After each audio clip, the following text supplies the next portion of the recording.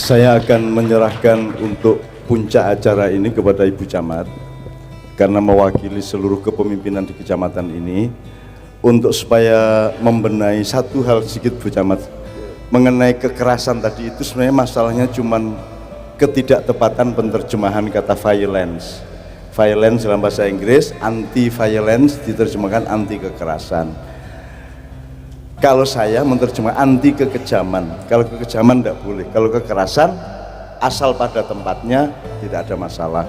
Pak tentara, Pak polisi, kalau dia dilatih jadi polisi tentara tidak mungkin tanpa kekerasan, tapi dia pada tempatnya. Jadi misalnya gini, membunuh boleh enggak?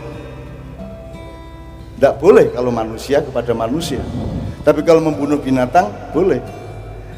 Tapi Allah yang membunuh manusia boleh. Jadi jangan anti membunuh. Ya, kalau orang tidak melakukan pada tempatnya, pada konteksnya, pada ilatnya, pada proporsinya, itu baru kekejaman. Kan gitu. Anda meniduri seorang perempuan boleh enggak? Boleh, asal istrimu, kan gitu. Kalau bukan istrimu itu kekejaman. Jadi masalahnya bukan kekerasan tapi kekejaman. Jadi violence itu, tapi sus kadung. Makanya di barat, di Arab bahkan tuh bisa ditangkap mengkue nyenggol, polisi ini liwat nyenggol kue ditangkap karena yang disebut kekerasan adalah kowe bersentuhan secara fisik gitu. Nek didoni malah rapopo, dipisui malah rapopo. Padahal menurut Anda lebih kejam mana, dipukul apa diludahi? Diludahi.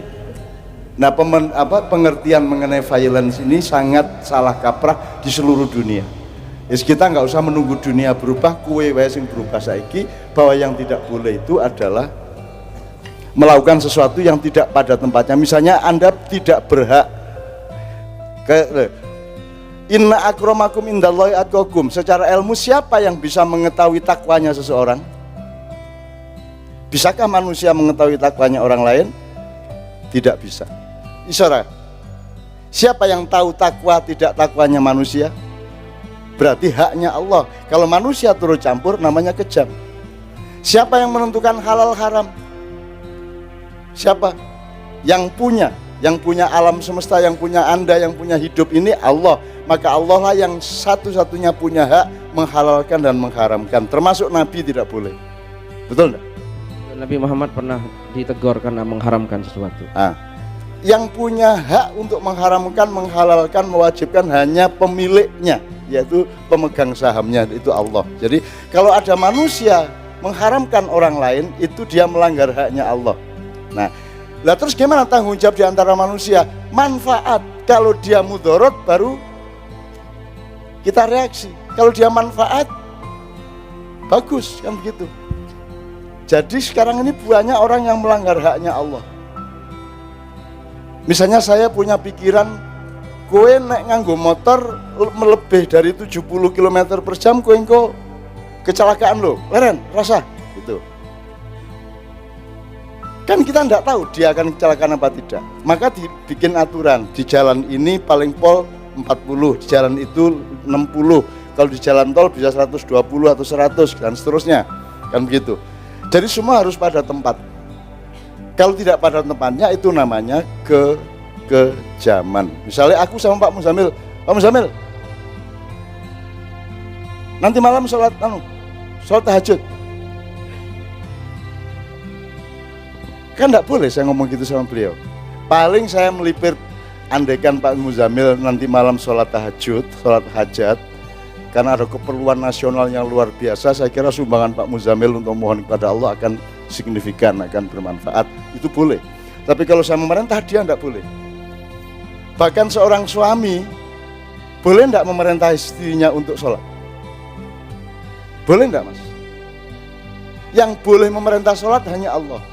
Yang sesama manusia meskipun suami istri hanya mengingatkan secara bijaksana, tapi tidak boleh memerintah. Ini loh, hak dan kewajiban ini yang selama ini tidak pernah diurus, termasuk di dalam kita melaksanakan pemerintahan dan kenegaraan.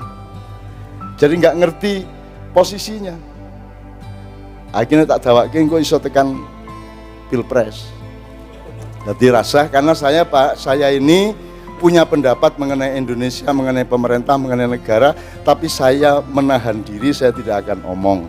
Saya hanya omong yang kira-kira bermanfaat untuk rakyat banyak gitu tok. Semua pengetahuan saya mengenai Jokowi, mengenai Prabowo, mengenai siapapun yang saya sangat tahu, itu semua tidak pernah saya omongkan karena itu hanya akan menambah kemudorotan dan pertengkaran di antara masyarakat. Maka saya berdiri sebagai orang yang pro rakyat saja. Perkara pilpres engko yo aku selalu ngomong, lho mosok ngono kowe takon yo milih dhewe, mosok kowe takon aku. Mosok kowe ra iso milih, wong bojo iso milih, mosok presiden ra iso. Panganan ya iso milih, mosok presiden ra iso. Lah kowe gari mempelajari, nek ora ya dirasake wae cocok apa ora sak karepmu kok, aku bebas dan rahasia kok. Kan gitu. Jadi Bapak sekalian, anak-anakku semua, saudara-saudaraku semua, masyarakat Wijirejo, mudah-mudahan pada malam hari ini nek kue ora entuk ilmu saka Allah malam ini, insya Allah besok pagi bangun tidur. Kalau bangun tidur belum dapat apa-apa, nanti begitu Anda mengalami sesuatu, mungkin Anda akan mendapatkan satu persatu. Bulan depan, tahun depan, tetap akan berlangsung ilmu ini. Amin ya rabbal alamin. Saya juga tidak pernah mengajari Anda, saya hanya menyampaikan apa yang harus saya sampaikan kepada Anda sesuai dengan penugasan kepada saya. Jadi saya di sini ini ora mulang neng aku iki memenuhi pertanyaan dan permintaan dari Pak Kiai Murtadho dan Pak Camat, Bu Camat sama Pak Lurah dan semuanya. Jadi saya di sini memenuhi apa jenenge. Dadi aku ibarat menjawab pertanyaan, ora aku arep mulang kowe. Ini Anda sebut pengajian, monggo. Anda sebut majelis taklim, monggo. Anda sebut sinau bareng, monggo. Sebenarnya saya tidak ngikat. Cuman kalau kita bilang sinau bareng itu karena konsep kita adalah sinau bareng. Bahkan kita bikin musik ini Kiai Kanjeng, tak kayak contoh sidik. Kiai Kanjeng ini rano pemimpinnya, siapa yang mengaransir musik Kiai Kanjeng? Tidak ada, bareng kabeh. Gawe lagu bareng, gawe aransemen bareng. Teater juga gitu. Jadi tidak ada mementaskan teater terus ambil penulis dari mana, ora. Penulisnya ikut bikin bersama-sama, ikut tawar-menawar satu sama lain. Jadi kita melaksanakan semua itu barengan. Kita berpedoman kepada masyarakat Madaniyah yang dipimpin Rasulullah SAW, yang Islam merupakan minoritas, tetapi karena hikmah dan filosofinya, kebijaksanaan Rasulullah bisa memimpin alam pikirannya semua orang di Madinah, yang jumlahnya kira-kira berapa Pak Jamil? Seluruh penduduk Madinah pada waktu itu 400? Penduduk Madinah sekitar apa? 10.000. Sekitar 10.000. Ya. Orang Islam paling pol 15.000. Ya, jadi Rasulullah tidak menjadi raja atau presiden atau khalifah, tidak. Tapi Rasulullah menguasai kebijaksanaan, menciptakan atmosfer yang bijaksana sehingga semua orang bisa menjadi tentram, guyup, rukun satu sama lain. Saya kira kalau Islam waktu perjanjian Madinah itu hanya 1.500 nih. Hanya 1.500, oh ya 1.500 Pak, ya 1.500, sangat sedikit. Jadi kalau kaum Ansor yang ada di Madinah itu ada yang nge-share atau apa, berbagi tanah, berbagi rumah, bahkan ada yang berbagi istri, dalam arti bojone loro dikeke siji nang Muhajirin, itu tidak semuanya muslim. Betul. Tidak semuanya muslim, jadi jangan dipikir yang tolak al-badru alaina itu bukan semuanya muslim.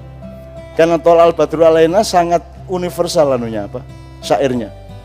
Sangat simbolik dan sangat seperti kebudayaan Jawa. Telah terbit rembulan atas kita yang muncul di antara dua bukit.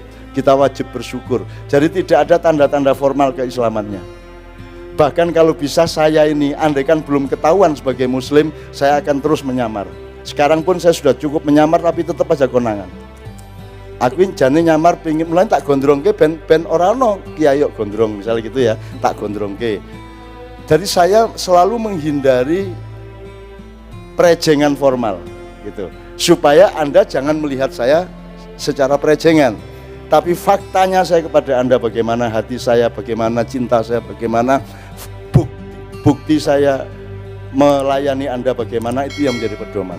Nek iso aku makanya sampai kemarin menemui Pak Ma'ruf Amin ya mereka tetap menyebut saya budayawan. Loh kalau seorang budayawan ngapain? Seorang cawapres datang kalau saya budayawan. Terus yang kita bicarakan kan ya soal kenegaraan, ya soal Islam, ya soal segala macam. Jadi sebenarnya siapa saya? Nah, di sini kita tegaskan sebelum Bu Camat, Tidak penting siapa kamu. Yang penting bagi sama manusia adalah kamu bermanfaat untuk orang lain apa tidak. Bukan kamu sholat apa tidak. Sholat tidakmu, yang punya hak menegur kamu adalah Allah. Gitu ya. Jadi sholat bukan prestasi di hadapan manusia. Sholat itu prestasi di hadapan Allah. Kalau prestasi di antara manusia adalah Anda bermanfaat, tidak destruktif, tidak jadi masalah bagi lingkungan. Maka anak-anakku, anak muda, kalau Anda belum bisa menyelesaikan masalah masyarakat, minimum jangan jadi masalah dan jangan nambah masalah di masyarakat. Ngono ya, jelas ya. Dan insya Allah Pak, anak-anak muda ini nanti yang akan memimpin kita 15 tahun lagi, 10 tahun lagi. Insya Allah mereka akan memegang jabatan-jabatan yang bagus. Dan insya Allah mereka jauh lebih bijaksana dari kita yang sudah tua-tua ini. Amin ya rabbal alamin.